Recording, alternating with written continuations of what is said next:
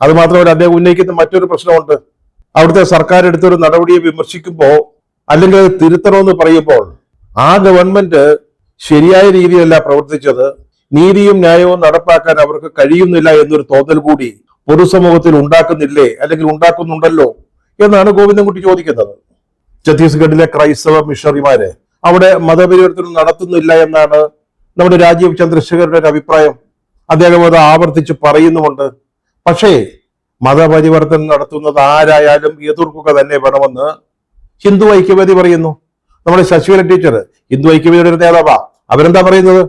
ഈ കന്യാസ്ത്രീകൾക്ക് മാവോയിസ്റ്റുകളുമായി എന്തെങ്കിലും ബന്ധമുണ്ടോ എന്നുകൂടി അന്വേഷിക്കണം. അത് ആരന്വേഷിക്കണം? NIA, നാഷണൽ ഇൻവെസ്റ്റിഗേഷൻ ഏജൻസി, അവരന്വേഷിക്കണം എന്ന് ശശികല ടീച്ചർ പറഞ്ഞിരിക്കുക. അവർ മറ്റൊരു കാര്യം കൂടി ഇതിനിടയിൽ അവതരിപ്പിക്കുന്നുണ്ട് കേട്ടോ.